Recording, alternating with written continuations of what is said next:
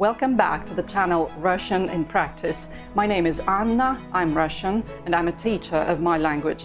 Let's go on with our splendid study of the Russian language.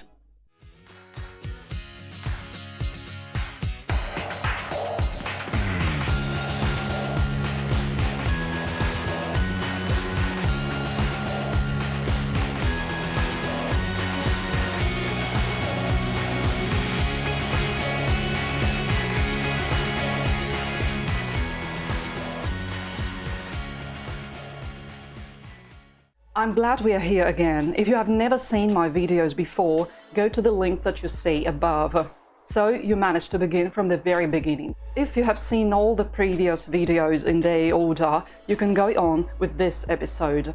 You are already at a very good point. You know lots of words and a huge amount of rules that help you put these words together. But we also understand that it's very little compared to so many other grammar rules and words to remember if you wish to maintain any kind of conversations. Let's just remember one thing. You will learn all of this if you keep seeing the study as a game, as a wonderful pastime. No hurry, no nervousness. It's all about enjoying what you do, enjoying every single step you make. So let's go on with our next step. A marvelous step, a topic that will get you closer to spontaneous dialogues in Russian. Do you remember how you can find out the gender of a word? We have already spoken about nouns, objects, persons, notions, and so on. You have discovered that a telephone is a he word, that is, it's masculine. A bag is feminine. A woman's dress is neuter. Even abstract notions can have a different gender. Monday is masculine, so we say a phrase like a new Monday has come, beginning it with новый понедельник. Новый понедельник. But Wednesday is feminine. So how would you say a new Wednesday? It's not новый anymore, it's новая. And the whole of it is новая среда. And then there is one neuter word on the list of the days of the week. Can you distinguish it? The neuter day of the week in Russian is Sunday. Воскресенье. Воскресенье. Try to say it. Воскресенье. Воскресенье. How would you say a new Sunday?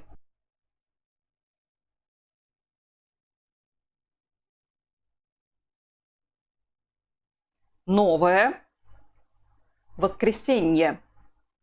This way you change the ending of the word new just for the fact that the day you describe has its gender that might be different from the other days.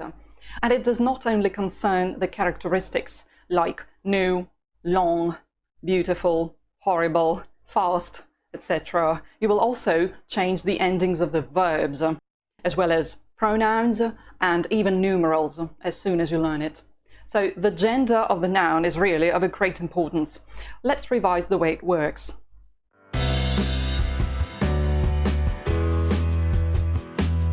Do you remember when a word is masculine or feminine or neuter? The best way of revising the rule is seeing several examples. What about the word office? We look at the end of the word.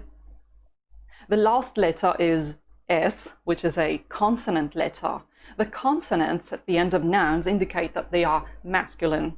This is the rule, and it works for all the nouns of the Slavic origin. So that office is masculine, and all the words connected to it in the phrase are going to have the masculine form too, at least where the Russian grammar wants it. Good. What about the word семья? It ends with the letter ya, and it's not a consonant anymore, it's a vowel. If the word ends in the vowels a and ya, it's feminine. Not always, but in all the words that follow the rule. Now, this word here, how do you pronounce it?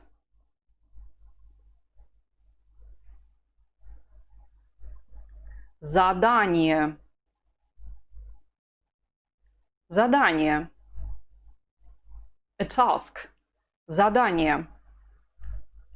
It ends with ye, which is another vowel. So we know that it's not masculine. It has a vowel at the end. If the word ends with ye or, it's of the neuter gender. Very good. You're revising the Russian grammar in a wonderful way. Now you're ready to proceed with the new words.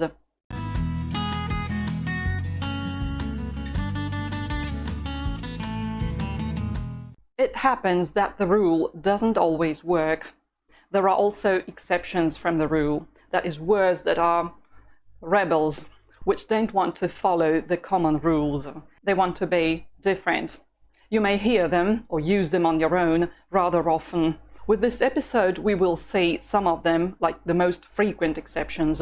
We'll try to memorize them, and in the next videos, I'll provide you with various fun games where you'll see them again and again. Here is the first group of exceptions. What letters do they end with? The final letters are I and Y. What does the rule say about these letters? That the words they include should be feminine, but they are not feminine. As you can guess from the translation into English, they are all masculine. So these are the first exceptions that you'll learn about the Russian grammar. Let's read them together. You try one word at a time, and I'll help you after a pause.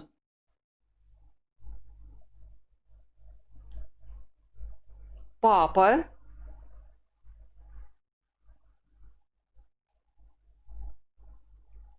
дядя,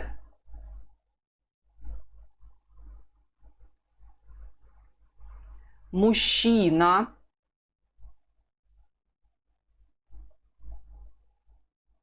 дедушка.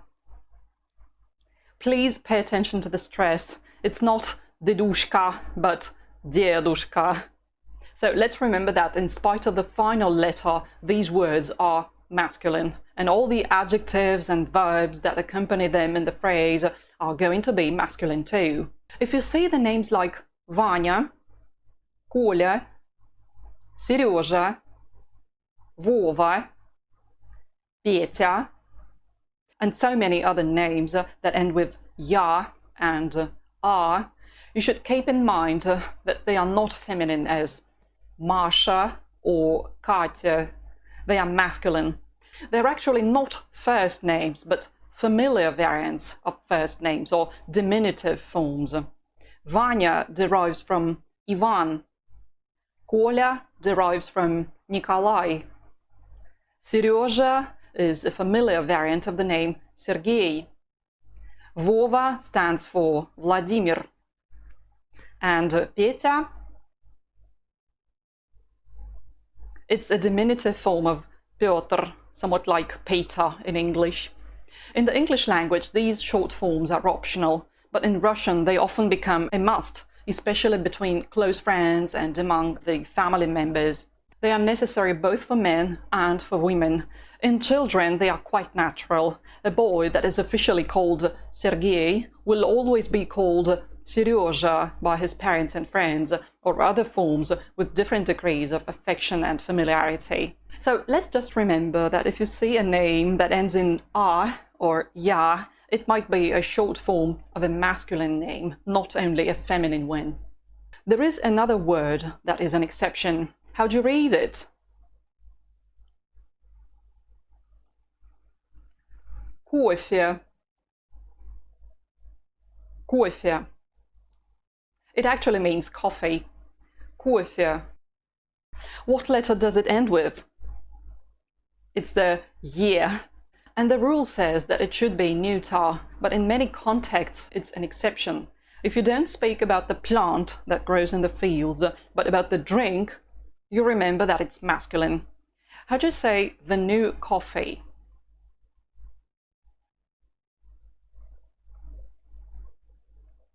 Новый кофе. Which gender do these words belong to?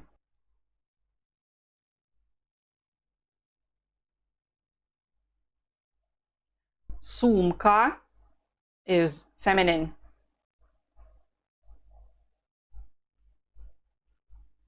Mужчина is masculine.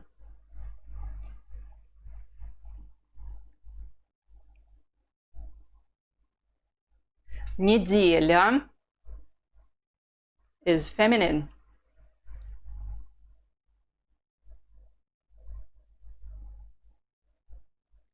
Работа is feminine.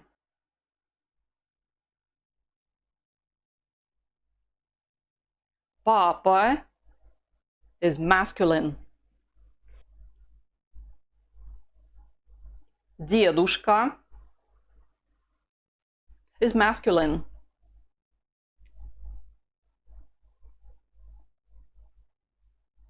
Пятница is feminine.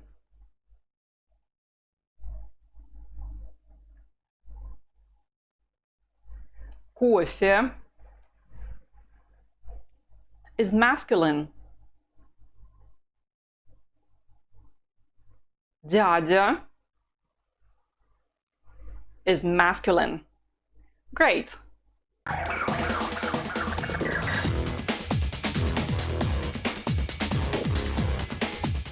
Now, let's see another group of words that are exceptions as soon as it regards their gender.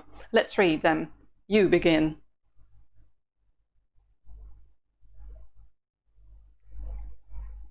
Время.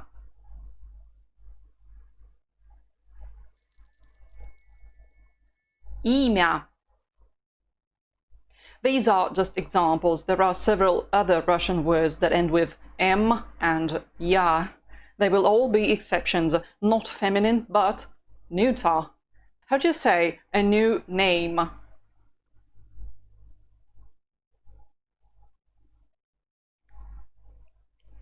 Новое имя.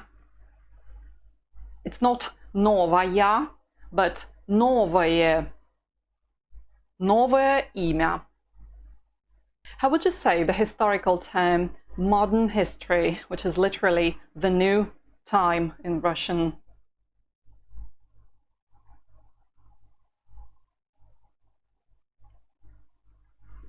Новое время.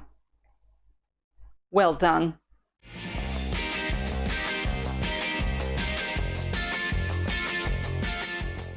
Let's revise all the exceptions that we've seen in this episode. You're building up an important basis under your future linguistic habits. Which gender are these words?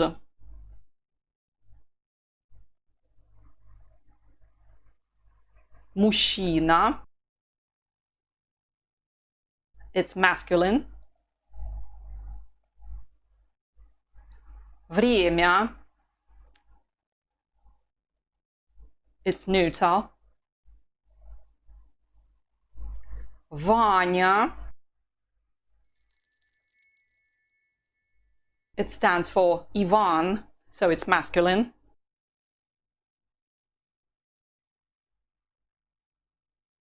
Papa.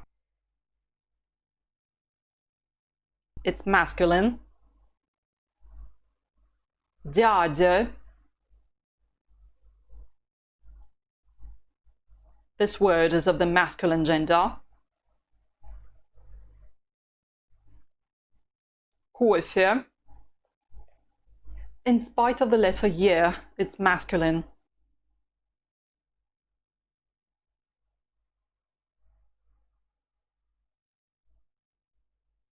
Сережа.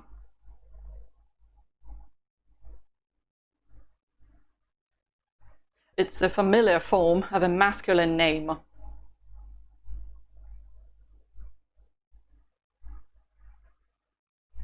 Дедушка. Masculine.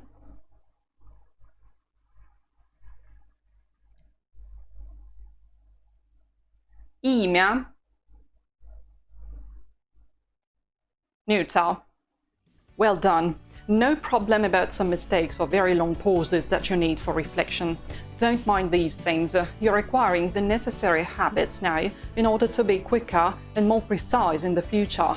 Get back to this video several times so you gain a strong confidence. Hit the thumb up button and see you soon.